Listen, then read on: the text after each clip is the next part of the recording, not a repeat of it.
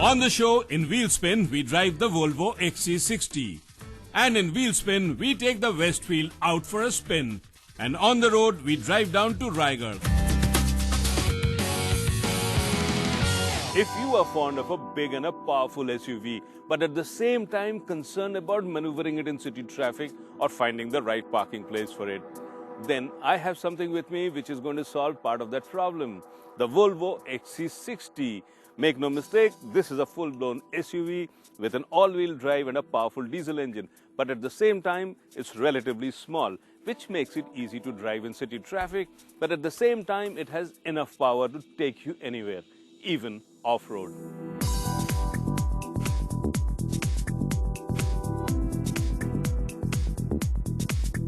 Volvo came into India in 2007 and set up a fully owned subsidiary called Volvo India. And their product offerings included the sedan S60, the two SUVs XC60 and the bigger XC90 and the crossover V40. Volvo, known the world over for their innovation and emphasis on safety, though had limited success in the Indian market, as the brand, with its cautious approach, had only set up a few dealerships, and access points for customers in smaller cities is limited.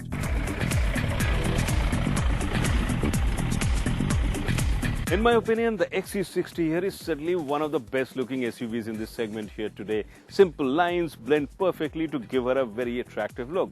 Some of you might find it a bit understated, but then that's the Scandinavian design style. And on top of that, she's easily the most well-made SUV here. And add to that a tall stance, and she looks very, very capable and confident and ready to take on some of the brutes in this segment.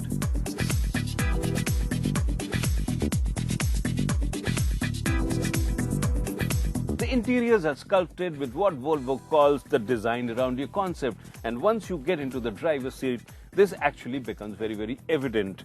Ergonomics are very good with all the controls easy to reach, and even the center console here is tilted towards the driver, which makes it very, very easy to read and operate. And if safety is the top thing on your mind, then the Volvo badge here is very reassuring. This car comes with 8 airbags and has a very sturdy, solid build quality, which again kind of makes you feel very, very safe.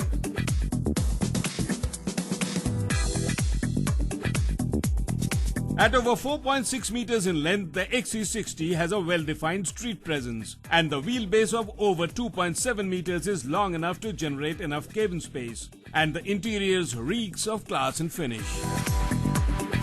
They are well made with a touch of leather and wood, and they are spacious as well. In terms of frills, the XC60 is loaded as you can expect from a car in this segment. Quality audio system, dual climate control, electric seat adjustment, adjustable steering wheel with multifunction buttons, and the top variant comes with a panoramic sunroof as well.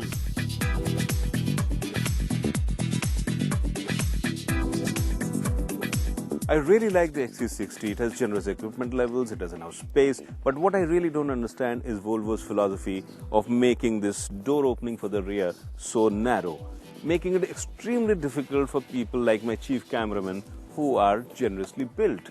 It's a struggle to get in and out of the car. I think so.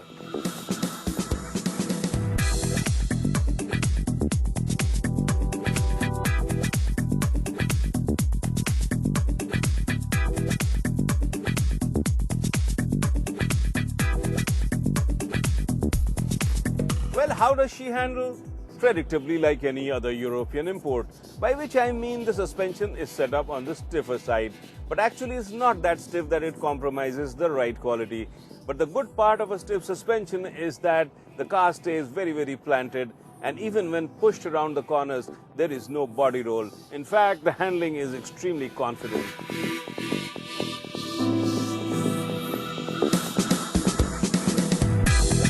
The XC60 is available with 2 diesel engine options, a 2-litre base which churns out 163 PS and a more powerful 2.5 litres with 215 PS on the tap.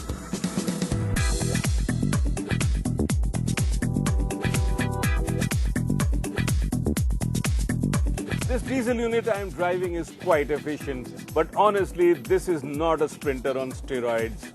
Initially it seems to be quite sluggish and ponderous, but once the revs build up and around the 3000 RPM mark, she becomes much more linear in terms of power delivery, and from that point on, she settles down into a nice rhythm.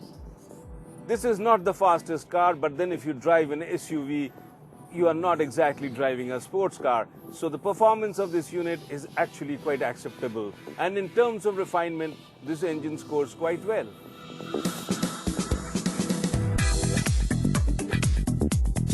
But what makes it enjoyable is the 6-speed auto box here, which quietly and efficiently shifts through the cogs without breaking into a sweat. If you are looking at driving something fast and terribly exciting, then this XC60 might not be to your liking. But at the end of the day, this is an SUV. And as far as SUVs in this category goes, she is quite there with the big boys.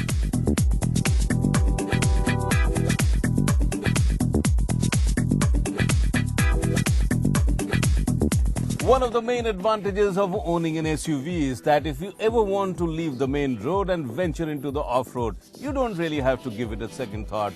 And the XC60 here looks quite competent, armed with an all-wheel drive, enough power coming from under the bonnet, and a high ground clearance. I think sailing through the countryside should be a breeze in this.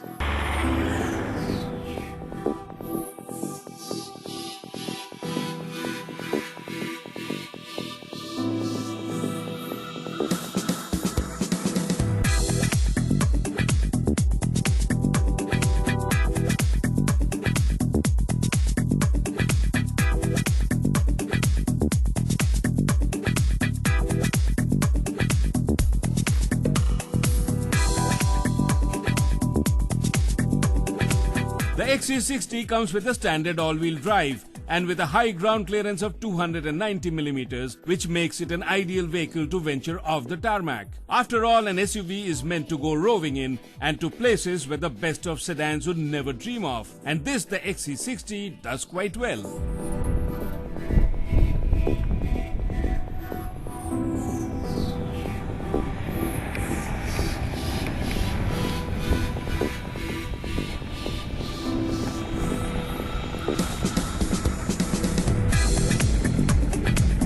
After having spent some quality time with the Volvo XC60 here, I can tell you her rightful place is on the top of the charts in the SUV segment. She is well made, she looks attractive, the engine belts out enough power, and the all-wheel drive makes her quite capable. Add to that Volvo's reputation for safety, and that's a few more stars. But why do we see so few of these on Indian roads? My guess is that it has got more to do with the company rather than the product. But I am also told that Volvo is making inroads into the Indian markets and opening more dealerships. And chances are, if you live in a big city where there is a dealership, you should be able to buy this. At rupees 40 lakhs, it's not cheap. But then if you factor in everything you're getting in the car, it's not really a bad bargain.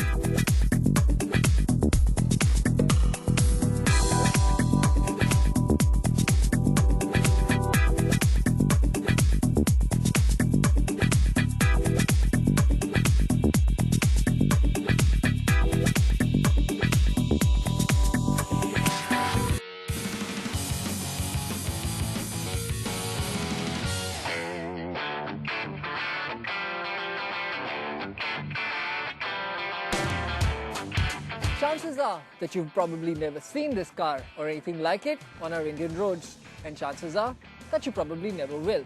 You see, this is a car that's meant for enjoying solely on the racetrack. This is a car meant for people who like to live life in the fast lane. This is the Westfield Sport 2000. Inspired by the Lotus 7, the Sports 2000 is created by the Midlands firm Westfield. It is powered by a Ford Zetec 2-litre engine which puts out 150 brake horsepower in standard tune with options of up to 240 brake horsepower for the Sport Turbo model. Now 150 brake horsepower might not sound like much, but consider this. The car weighs only 580 kilograms, and that translates into fantastic power to weight ratio. What does that mean? Supercar-like acceleration figures, 0 to 100 km per hour, well, in just under 5.4 seconds, and that too in the standard tune. The car has a 5-speed manual transmission with a rear-wheel drive and even an optional limited slip differential, making it a hell of a lot of fun to drive.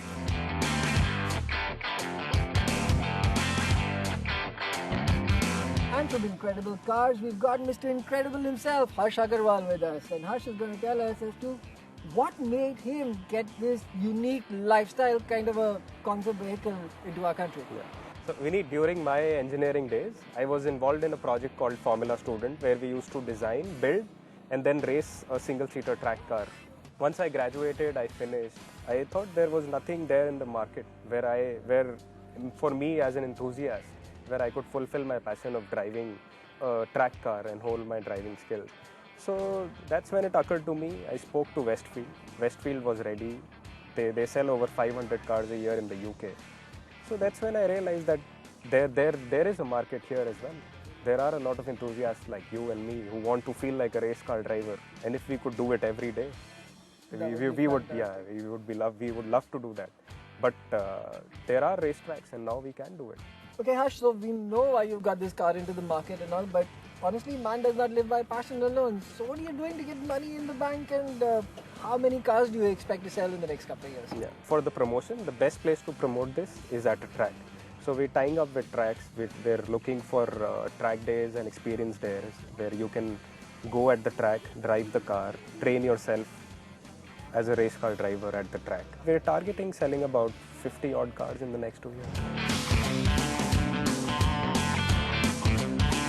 The cockpit is really tight and the footwell really narrow, which means that to drive this thing, you will need to put your racing boots on as the pedals are placed too close together. But once in, it is the resounding vocals of the roaring engine that really gets the adrenaline pumping.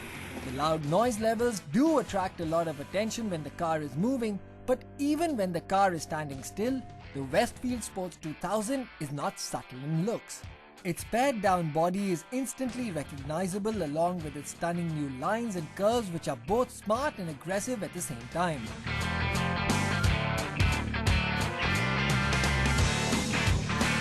As one would expect from a track car, it's pretty Spartan where creature comforts are concerned. You don't get any air conditioning, but you do get a heater. You don't get any doors, but you do get removable side screens and a removable hood. The dashboard itself, well, it's made up of pretty basic instrumentation with toggle switches for your horn and your indicators. But what you do get is nice contoured body-hugging seats which keep your frame tight and secure as you throw the car into bends at speeds that would easily be considered illegal on normal public roads.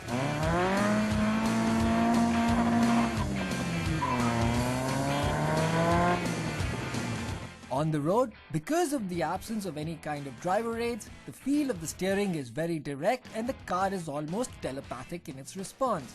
The gearbox is short and requires very little effort to upshift, and under hard acceleration, there's even wheel spin in the second gear.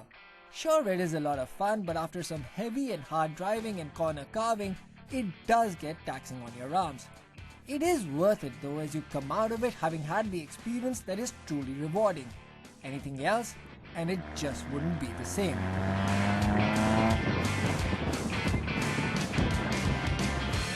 Going fast is easy, but when it comes to stopping, the lightweight car has no problem in shaving the speeds down to almost a standstill, courtesy its disc brakes.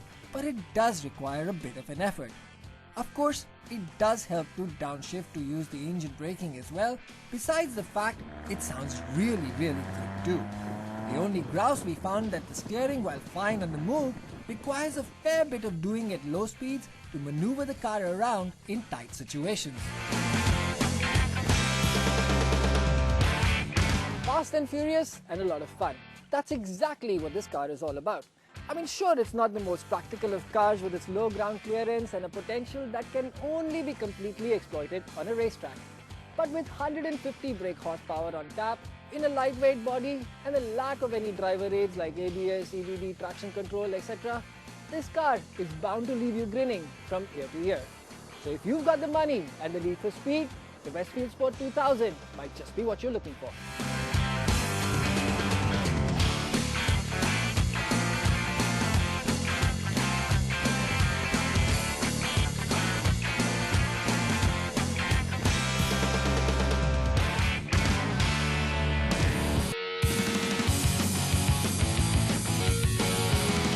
There are many pockets along the Bombay-Goa highway that serve as a perfect destination for a night stopover or a weekend's worth of getting far away from the maddening crowd. I've already explored Chiplun and I'm now on my way to Raigad. So let's get back on the road.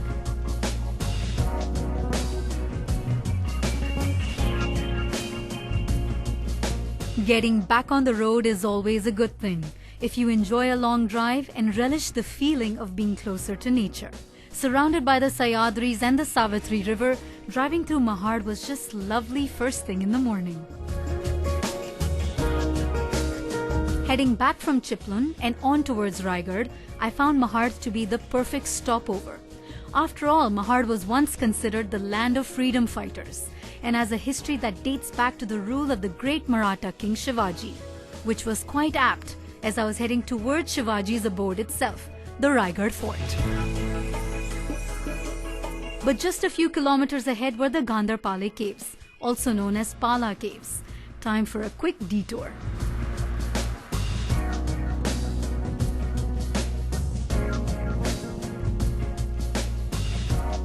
There is no board marking the presence of these Buddhist structures, but one can't miss the ancient stone stairway leading straight up.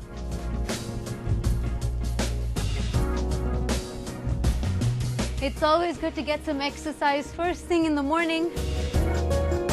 And this is exercise with a view. What could get better than that?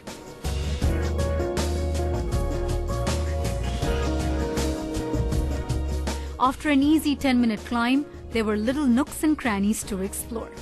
Gandharpale or Pala Caves are situated on a hill across the Bombay-Goa highway. It is said the caves were probably named after two villages in the vicinity of Mahad, Pale village and Gandhari village. There were mostly Buddhist viharas to walk through and a few stupas to admire along with what looked like a prayer hall.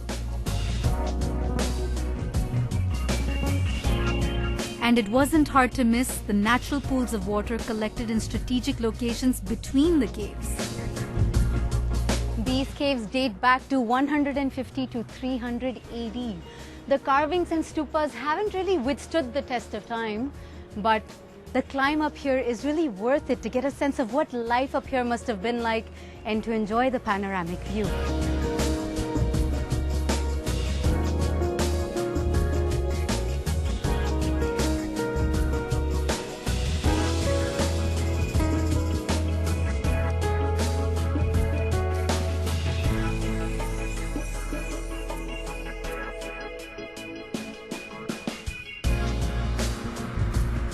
To see Pala Caves, I actually had to pass the Raigad Fort route, but now I'm doubling back on NH17 and heading back towards the famous route that'll take me up to the Raigad Fort.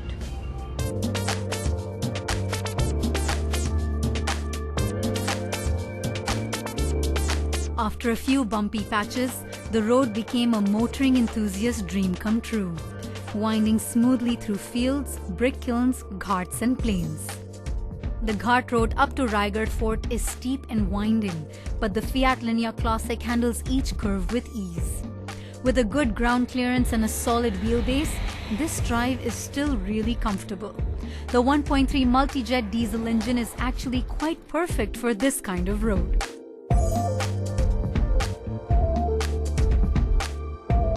I overheard the cable car up to the summit had a 3-hour wait, so I opted for the alternate and perhaps even better route and hiked up almost 1800 steps.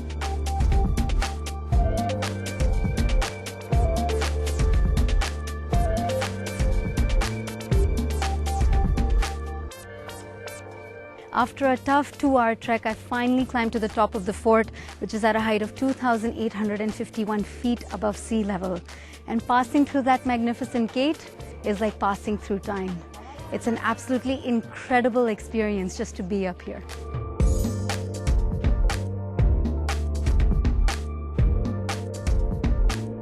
Raigad Fort was made capital by the Maratha king Shivaji in 1674. Strategically perched atop a wedge-shaped hill, split off from the Western Ghats and inaccessible from 3 sides, stories of incredible valor and heroic deeds are etched on every stone at Raigad. It was here that Shivaji built his capital city, and here where he crowned himself Chhatrapati. It was also from this very place the Maratha kingdom grew into the Maratha Empire, eventually covering most of modern-day India. Though the fort was destroyed and left in ruins in 1818 by the British East India Company, the fort still inspires an aura of grandeur. With its broad gates and magnificent monuments, there was only one pathway leading to the top. It is said prizes were offered by the king to those who scaled the fort through unconventional methods. Today we can see the Samadhi of Shivaji, the Queen's quarters, the base pillars of the main palace and the ruins of the watchtowers near Ganga Sagar, an artificial lake next to the fort. Takmak Tok, a cliff which sentenced prisoners were thrown to their death, is one popular viewpoint for tourists, along with the ruins of a symmetrically divided market where one could shop even while riding a horse.